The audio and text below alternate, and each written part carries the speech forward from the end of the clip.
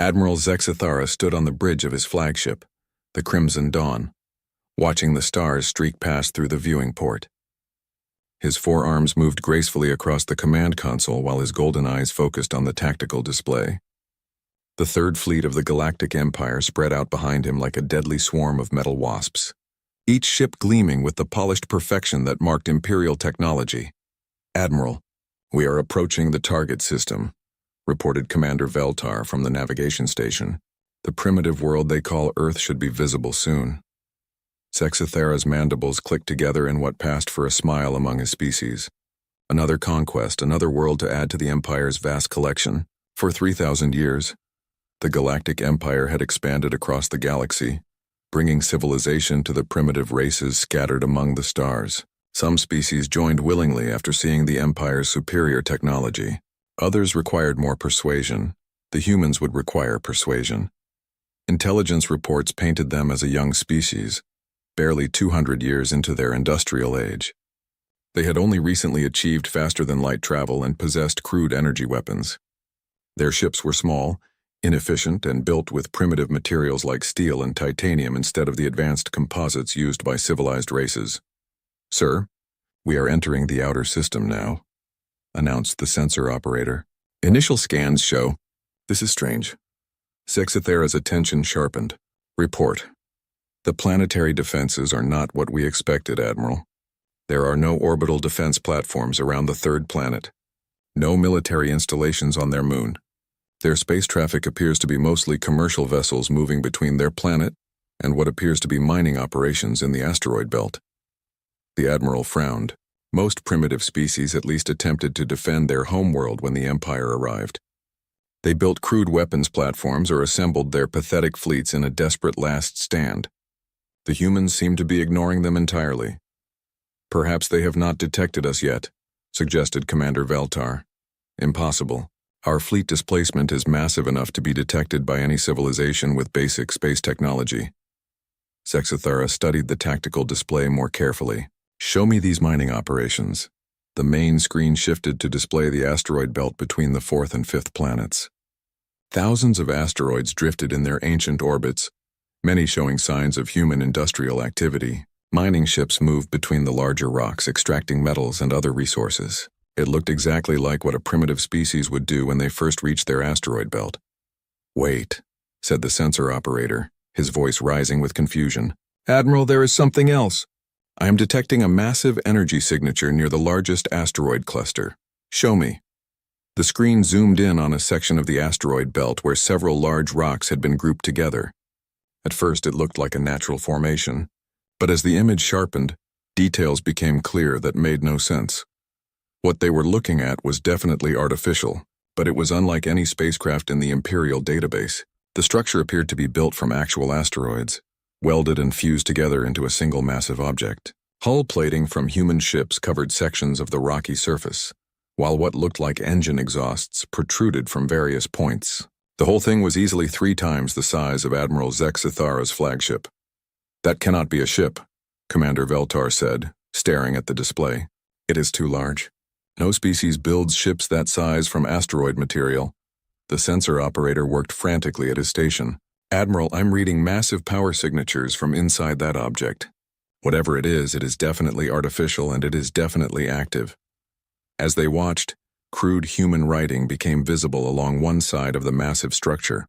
The letters were painted in simple white paint across the dark asteroid surface. "UNSV Absolute Unit." Zexithara felt a chill run through his body. The humans had built something that defied every rule of spacecraft design he knew. Ships were supposed to be sleek, efficient, and built from lightweight materials. This thing looked like someone had decided to hollow out several asteroids and turn them into a single vessel. "Admiral," the communications officer called out, "we are receiving a transmission from the human vessel. Put it through."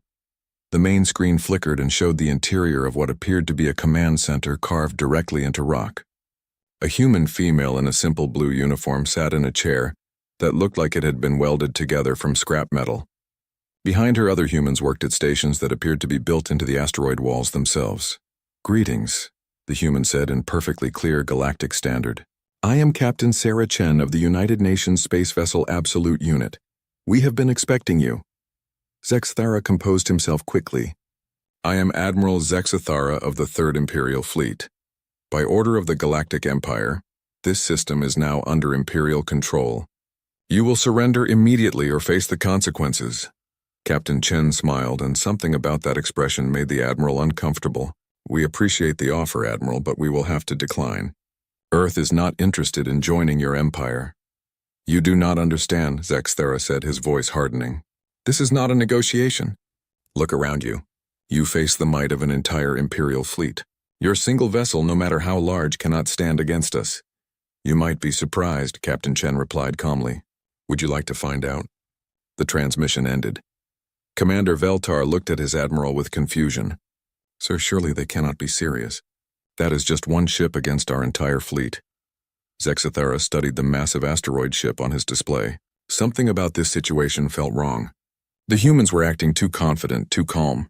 Either they were completely insane or they knew something the Empire did not. Begin the attack, he ordered. Target their engines and weapon systems. Try to disable rather than destroy. I want to understand what they think they are doing. The 3rd Fleet moved into attack formation with practiced efficiency.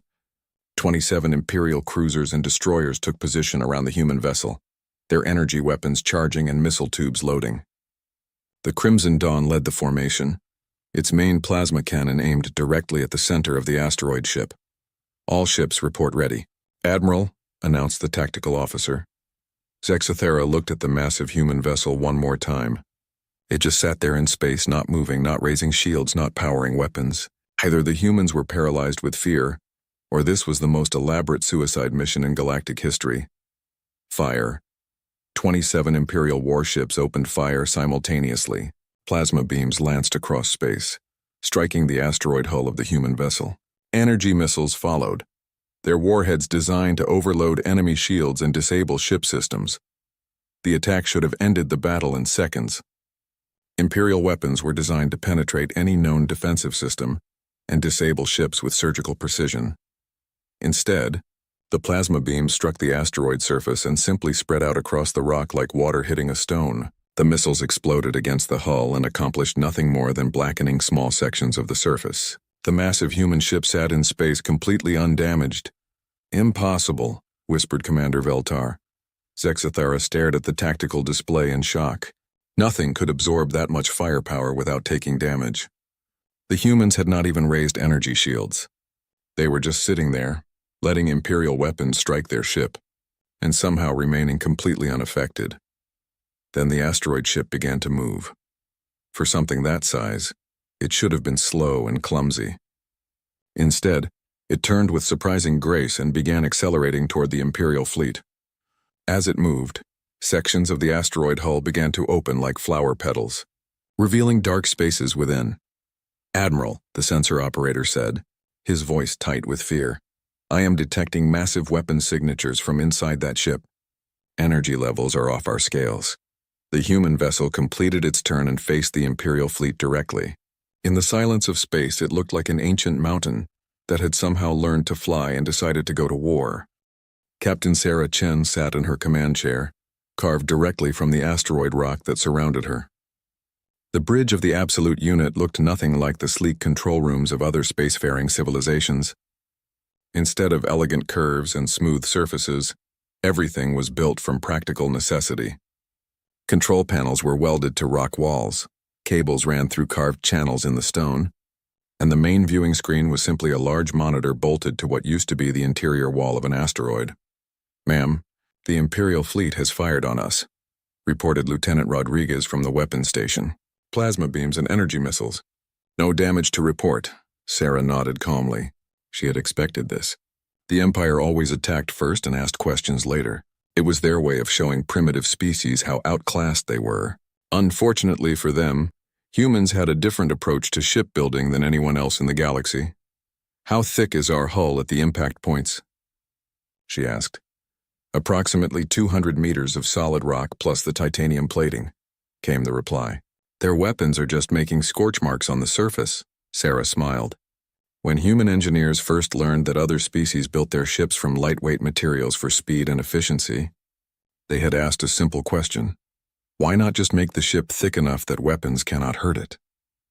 The answer, according to every other civilization, was that such a ship would be too heavy and too slow to be practical. Humans had decided to test that theory. All stations. Report status, Sarah ordered. Engineering reports all reactors online, called out Chief Engineer Kowalski from his station. Fusion plants 1 through 15 are running at optimal efficiency. We have power to spare. Navigation reports ready for movement, announced Ensign Park. All engine clusters responding normally. Weapon systems are armed and ready, Lieutenant Rodriguez reported with obvious excitement. All batteries loaded and targeting systems locked on Imperial vessels. Sarah stood up from her chair and walked to the main viewing screen. Through the reinforced transparent aluminum, she could see the Imperial fleet spread out before them. Their ships were beautiful in their own way, sleek, elegant vessels that looked like they had been designed by artists rather than engineers. Each one was probably fast, maneuverable, and packed with advanced technology. They were also about to learn why humans did not care about elegance. Open a channel to the Imperial flagship, Sarah ordered. The communications officer worked at his panel. Channel open, Captain. The main screen split to show Admiral Terra on his pristine bridge. The alien looked confused and somewhat angry. Behind him, other members of his crew moved with the precise efficiency that marked advanced civilizations. This is impossible, the Admiral said without preamble. Our weapons should have destroyed your vessel. What kind of defensive technology are you using? Sarah clasped her hands behind her back. It is called rock, Admiral. Lots and lots of rock. When humans build a ship, we make sure it can take a hit. That is not how space combat works, Terra protested. Ships must be fast and maneuverable. You cannot simply make them too heavy to damage. Watch us, Sarah replied and cut the transmission. She turned to face her crew. These men and women had volunteered for what everyone thought was a suicide mission. When the Empire's approach was detected, Earth's governments had argued about what to do. Some wanted to surrender immediately. Others wanted to gather the entire human fleet for a desperate last stand. The military engineers had proposed a different option. They had spent the last 50 years building mining and construction platforms in the asteroid belt. What if, instead of building traditional warships, they simply turned some asteroids into the biggest guns the galaxy had ever seen? Everyone thought it was crazy. Sarah had volunteered to command the prototype. Ensign Park, take us forward, she ordered. Nice and slow. Let them get a good look at what they are dealing with. The Absolute unit began to move. Despite its massive size, the ship accelerated smoothly. Human engineers had solved the problem of moving something so large by the simple expedient of attaching enough engines to it. Fusion rockets protruded from every available surface, their combined thrust capable of moving mountains, which was exactly what they were doing. As the asteroid ship approached the Imperial fleet, weapon ports began to open along its hull. What the Empire had taken for natural craters and mining excavations revealed themselves to be carefully camouflaged gun emplacements. Massive barrel-like structures extended from the rock surface as railgun systems came online. Admiral, Lieutenant Rodriguez reported, all weapon systems report ready to fire. We have targeting locks on every ship in their fleet. Sarah nodded. Weapons free. Show them what human engineering looks like. The Absolute unit opened fire. The weapons that emerged from the asteroid hull were not the elegant energy beams favored by advanced civilizations. Instead, massive railguns fired chunks of tungsten and steel at significant fractions of light speed. Missile silos launched simple but effective kinetic warheads. Most impressively, several of the larger weapon systems began hurling entire small asteroids at the Imperial fleet using magnetic accelerators. The effect was immediate and devastating. Admiral Terra watched in horror as his beautiful, efficient warships began to buckle and break under the assault. Imperial energy shields designed to deflect plasma beams and particle weapons proved useless against simple chunks of matter traveling at incredible speeds. The elegant armor plating that protected against energy weapons crumpled like paper when hit by multi-ton projectiles. Evasive maneuvers, he shouted, but his ships were too close together and the human weapons fired too fast. The primitive kinetic projectiles seemed to be everywhere at once. The Imperial destroyer Swift Victory took a direct hit from what appeared to be a small moon traveling at impossible speed. The ship's entire midsection simply ceased to exist. The cruiser Stellar Pride tried to retreat, but found itself in the path of a stream of tungsten rounds that punched through its hull like bullets through tissue paper. "Sir, we are losing ships," Commander Veltar reported, his voice tight with panic. "Our shields cannot stop their weapons. They are using primitive projectile technology, but the velocities are enormous." Zexthera could not understand what he was seeing. The humans were winning a space battle using technology that was thousands of years old. They were throwing rocks, essentially, but throwing them so hard and so fast that the most advanced defensive systems in the galaxy could not stop them. "Return fire," he ordered desperately. "All ships concentrate fire on that asteroid ship." The remaining Imperial vessels turned their weapons on the Absolute unit and fired everything they had. Plasma cannons, particle beams, fusion missiles, and quantum torpedoes struck the massive human vessel in a coordinated barrage that should have reduced any ship to atomic particles. The asteroid ship continued firing without pause. The Imperial weapons left black scorch marks on its hull and nothing more. "Captain," Chief Engineer Kowalski reported over the comm system, "the Empire boys are tickling us again. Hull temperature has risen by about 2 degrees. Should I turn on the cooling systems?" Sarah almost laughed. "Not necessary, Chief. How are our ammunition supplies?" "We have enough tungsten rods to fight for about 6 months," came the reply.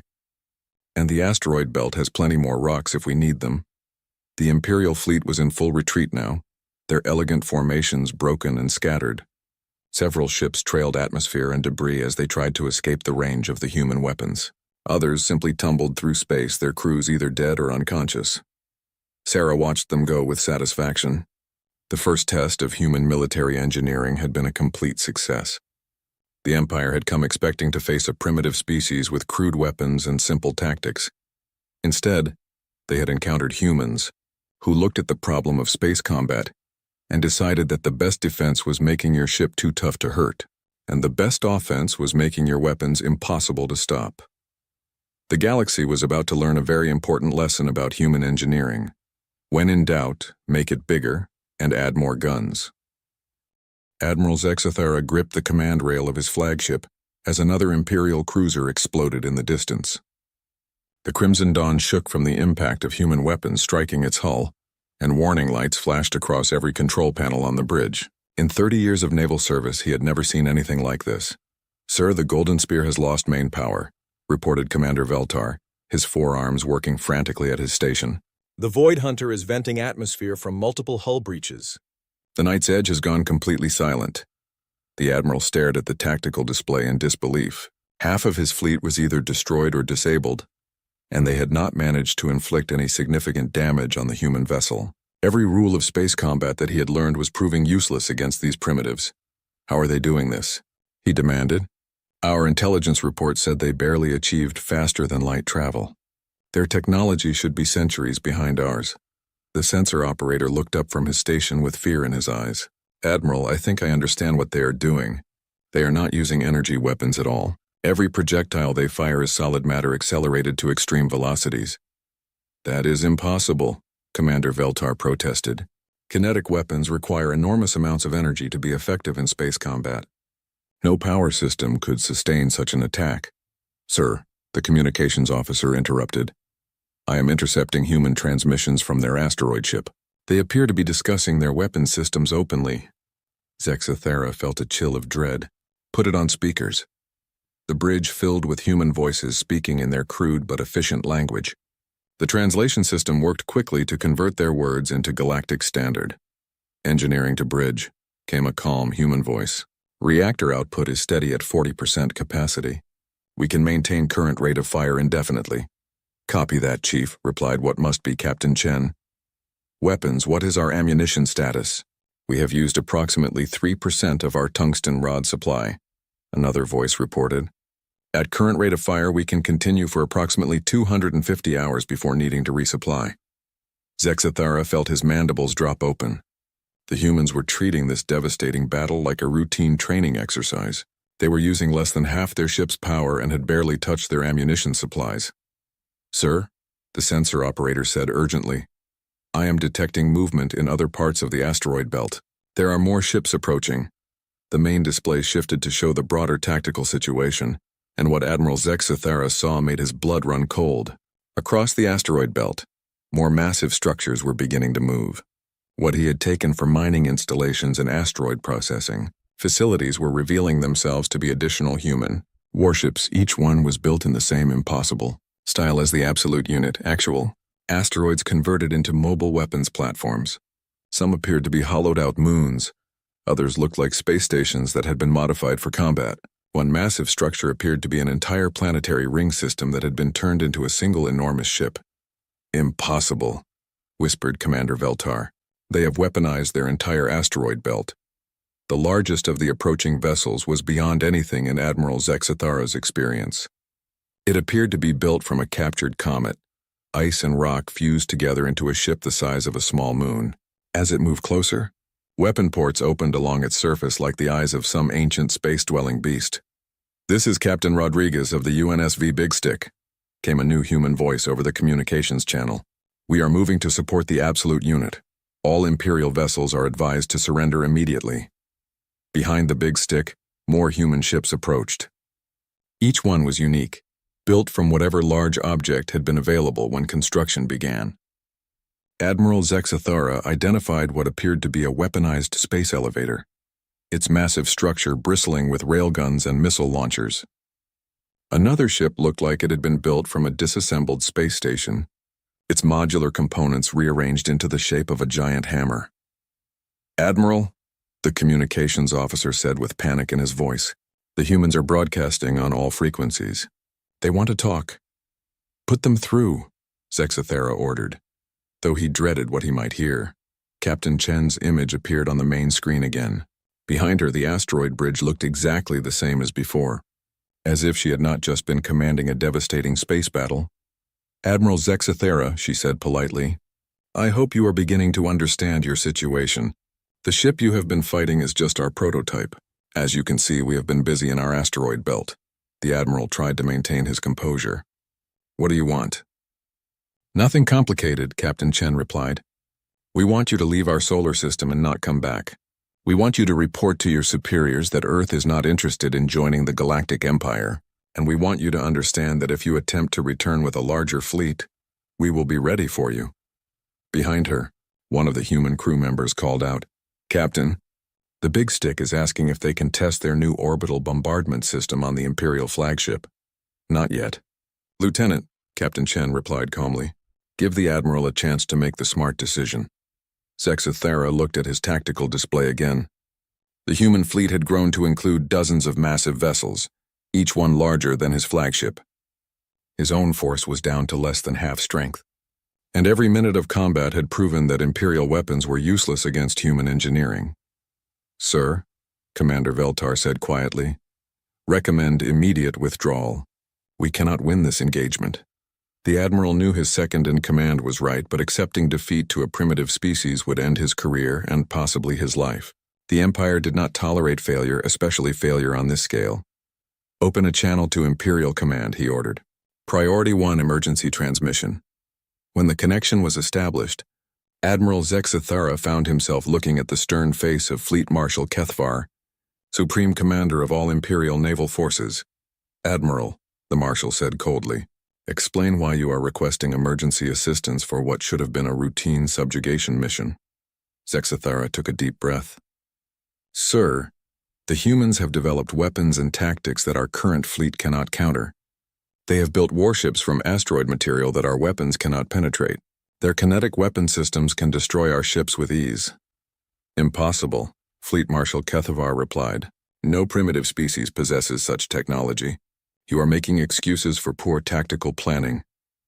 "With respect, sir," Zexathara said desperately, "I am transmitting our sensor data now. The humans have weaponized their entire asteroid belt. They have ships the size of moons. They are treating our attack as a minor inconvenience." The Fleet Marshal's expression changed as he reviewed the incoming data.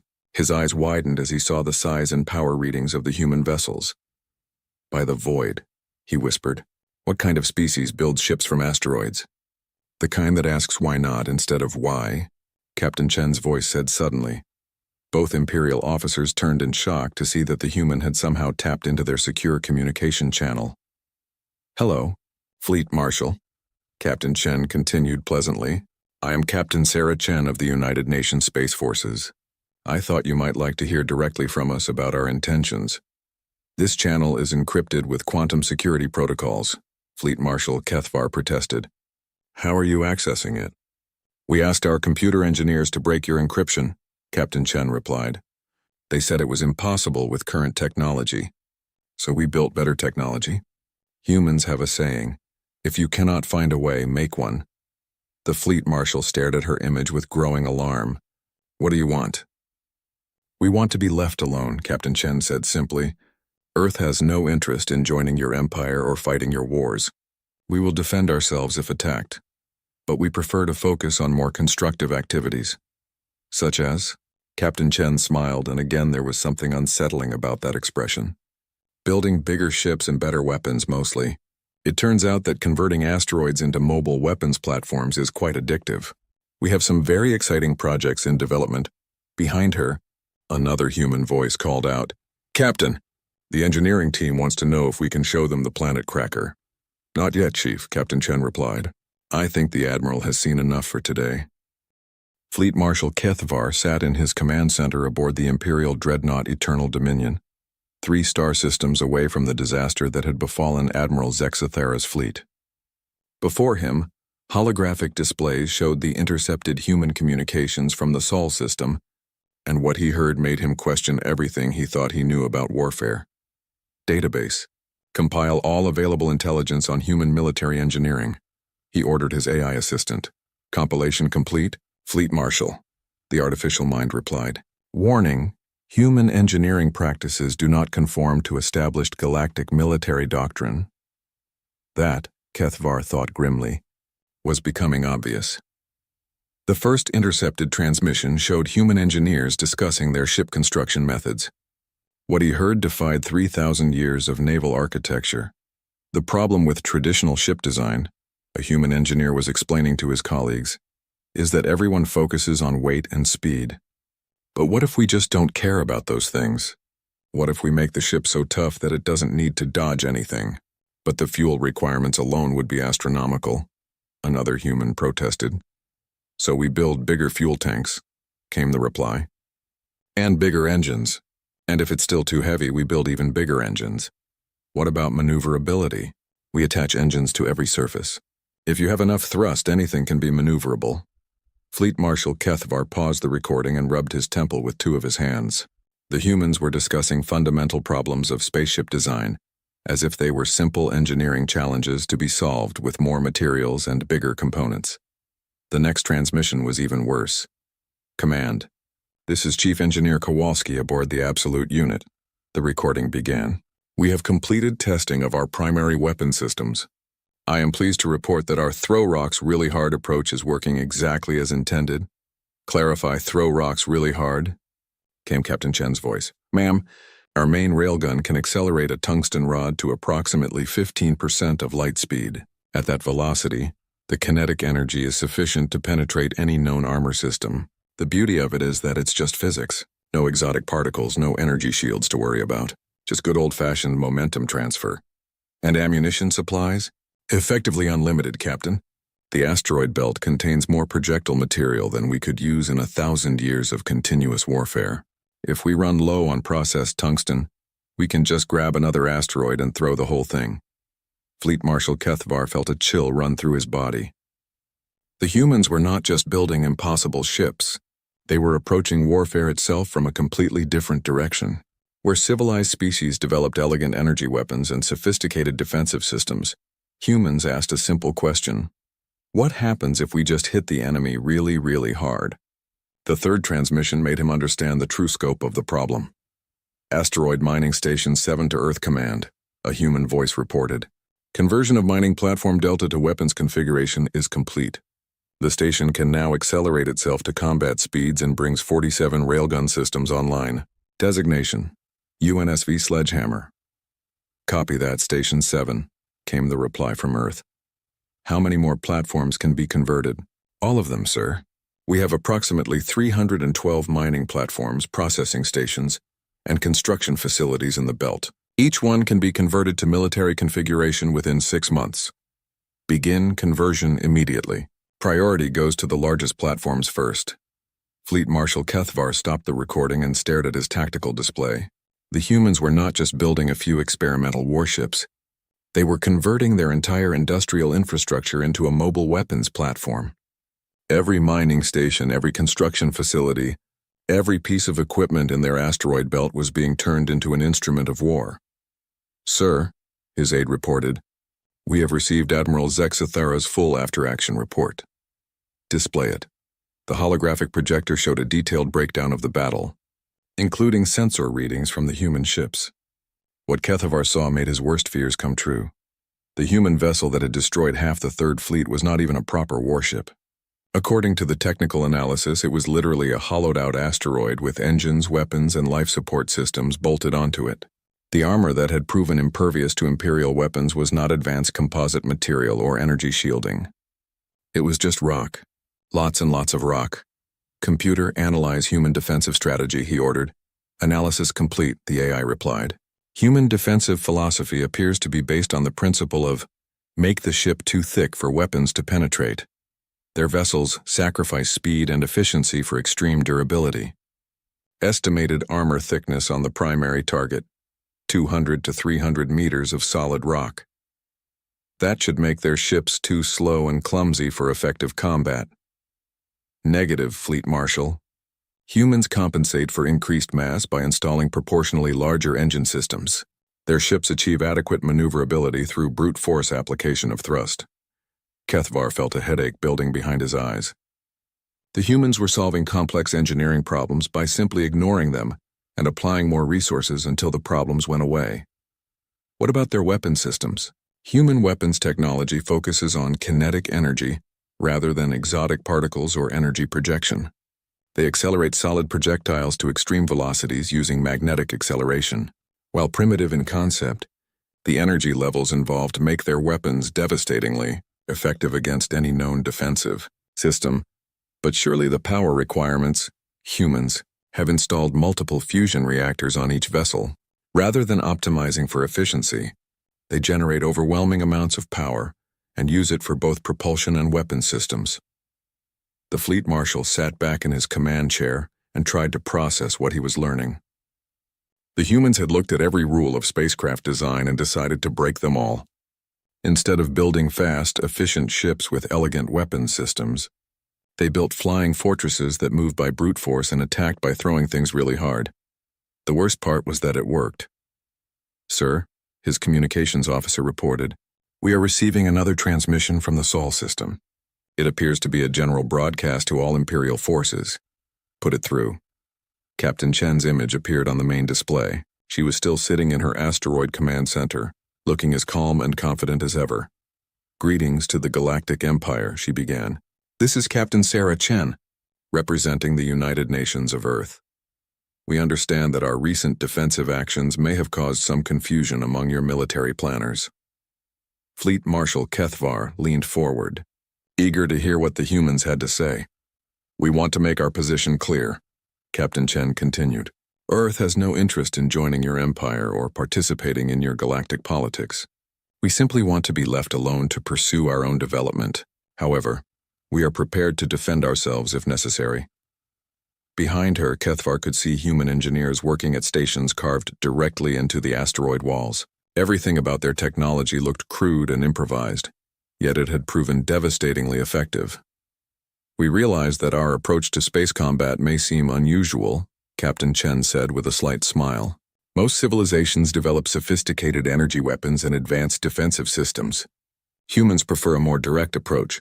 We have a saying, when in doubt, hit it with a bigger hammer." The transmission showed images of human shipyards in the asteroid belt. Massive construction platforms were converting asteroids into warships using techniques that looked more like mining operations than military engineering.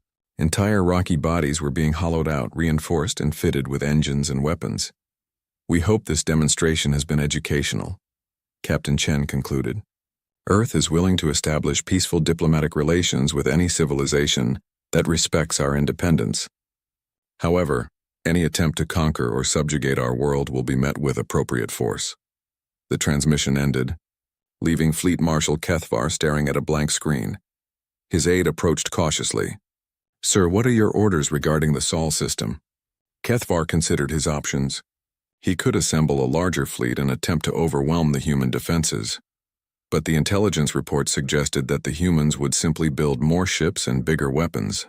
He could try to find weaknesses in their technology, but their approach was so crude and direct that there seemed to be nothing sophisticated to exploit.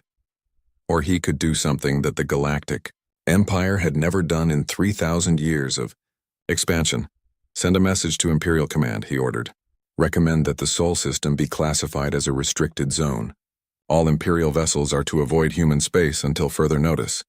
Sir, his aide protested, the Empire does not retreat from primitive species. Fleet Marshal Kethvar looked at the tactical displays one more time, showing the impossible human ships and their devastating weapons. No, he agreed, but apparently we retreat from species that decide the laws of physics are more like suggestions.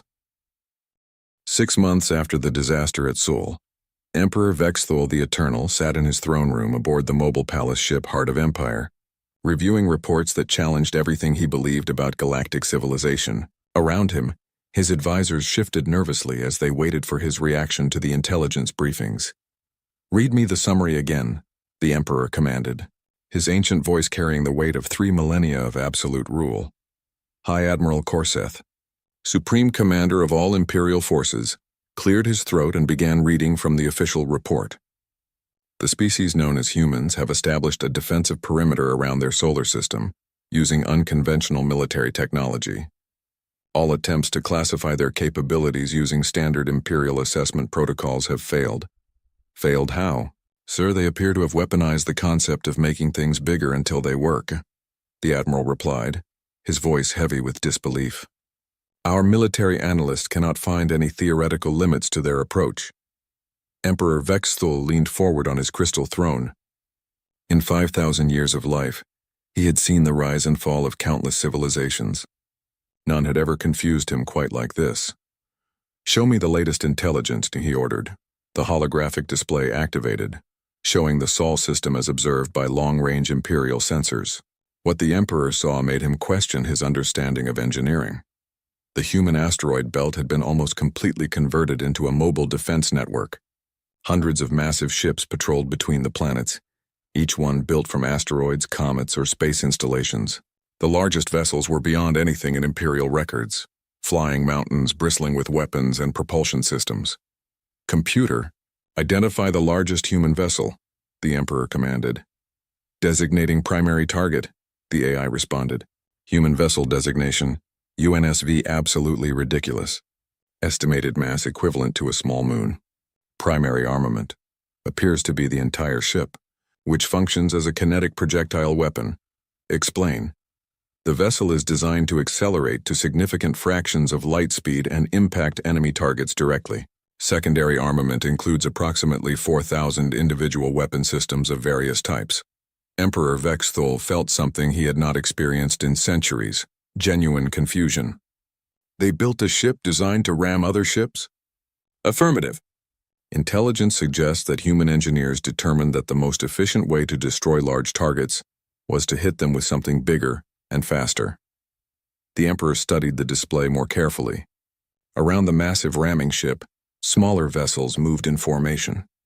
Each one was unique, apparently built from whatever materials had been available when construction began. Some looked like weaponized space stations, others resembled asteroid mining equipment converted for military use. What is the tactical assessment? He asked. High Admiral Korseth consulted his datapad. Sir, our best military analysts conclude that the human fleet could not be defeated by any conventional Imperial force. Their ships are too durable to be destroyed by energy weapons, and their own weapons can penetrate any known defensive system. Recommendations? Avoid Sol system entirely, sir. Classify humans as a non-contact species and establish a buffer zone around their territory. The Emperor was quiet for a long moment. The Galactic Empire had conquered thousands of worlds and absorbed hundreds of species. They had never been forced to simply avoid anyone before. What makes them so dangerous? He asked finally. Their approach to problem-solving, sir, replied his chief science advisor, stepping forward. When humans encounter an engineering challenge, they do not try to find the most efficient solution. They simply apply overwhelming force until the problem goes away. Give me an example. They're faster than light drive, sir. Most species develop elegant hyperdrive systems that fold space or manipulate exotic particles. Humans looked at the problem and decided to build an engine so powerful it just pushes the ship through space faster than light should allow. The Emperor felt a headache building. That should be impossible. Yes, sir. Humans appear to specialize in making impossible things work through sheer determination and excessive engineering. The holographic display shifted to show intercepted human communications. The Emperor listened with growing amazement as human engineers discussed their latest projects. Orbital Defense Platform 93 is now operational, a human voice reported. We have successfully converted the moon of Jupiter into a mobile weapons platform. Designation UNSV Moonshot. How mobile? Came the reply. It can achieve approximately 10% of light speed, sir. When it hits something, that something stops being there. Outstanding. What about the Planet Cracker project? Engineering team reports that we can have it operational within 2 years. Once complete, we will be able to accelerate entire planets to significant fractions of light speed. For what purpose? Mostly to see if we can, sir. Though I imagine throwing planets at people would be quite effective in combat. Emperor Vexthul turned off the recording and stared at his advisors. They are building weapons that can throw planets. Yes, sir, High Admiral Corseth confirmed.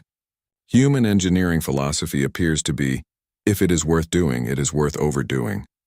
They do not build one ship when they can build 100. They do not use small weapons when big weapons are available. But surely there must be limits to what they can construct. His science advisor shook his head. Sir, humans have access to the entire resources of their solar system, and they appear willing to convert all of it into military hardware if necessary. Their industrial capacity is growing exponentially as they automate more of their construction processes. The Emperor looked at the display again, showing the impossible human fleet. Each ship represented a complete rejection of civilized engineering principles, yet they were devastatingly effective. Sir, his communications officer announced, we are receiving a transmission from the Sol system. It appears to be addressed to you personally. Put it through. The main display showed Captain Sarah Chen sitting in what appeared to be a new command center. This one looked slightly more refined than the asteroid bridge he had seen in previous reports, though it still appeared to be carved directly from rock. Your Imperial Majesty, she said with a polite nod. I am Captain Sarah Chen of the United Nations Space Forces. I hope you received our previous messages regarding Earth's position on joining your empire. Emperor Vexthul composed himself carefully. We did. Your defensive demonstration was quite impressive. Thank you, sir. We have been working on some new projects since then. Would you like to see? Before he could respond, the display shifted to show the human asteroid belt. What the Emperor saw made his blood run cold. The humans had not just been building more ships. They had been building bigger ships, much bigger ships. Vessels the size of small planets moved slowly through space, their surfaces covered with weapon systems that defied comprehension. This is our newest prototype, Captain Chen explained. The UNSV Excessive Force. It is approximately the size of your smaller moons and can accelerate to 15% of light speed. We estimate it could destroy most star systems simply by flying through them. Why would you build such a thing? The Emperor asked weakly. Captain Chen smiled that unsettling human smile. Because we could, Your Majesty. Humans have a saying, go big or go home. We decided to go big. Behind her, another human voice called out, Captain, the engineering team wants to know if we should start work on the Galaxy-class weapons platform. Not yet, Lieutenant, Captain Chen replied. I think His Majesty understands our position. The Emperor stared at the impossible ships on his display. What do you want from us? Nothing, sir, Captain Chen said simply. We want to be left alone to pursue our own development. In exchange, we promise not to share our engineering techniques with other species or use our weapons outside our own solar system. And if we attempt to invade again, Captain Chen's expression became serious. Your Majesty, we really prefer peaceful solutions. War is expensive and wastes resources that could be used for more interesting projects. But if forced to fight, we will respond with appropriate force. Define appropriate force. Well, sir, we have been working on some theoretical weapon systems that could accelerate entire star systems to significant fractions of light speed. We call it the Galaxy Cannon Project. But let's not talk about that unless we have to. The transmission ended, leaving Emperor Vexthul staring at a blank screen. After a long moment, he turned to his advisors. New Imperial Directive. The Sol system is hereby classified as a restricted zone. No Imperial vessel is to approach within 50 light-years of human space without explicit permission from this throne. Sir, High Admiral Korseth protested, the Empire does not retreat from anyone. Emperor Vexthul looked at the tactical display one more time, showing the impossible human weapons that could throw planets like stones. We are not retreating, Admiral, he said quietly. We are maintaining a safe distance from a species that builds weapons by asking, what is the biggest thing we can throw at our enemies? And then build something to throw it. Thank you for watching and comment for next part.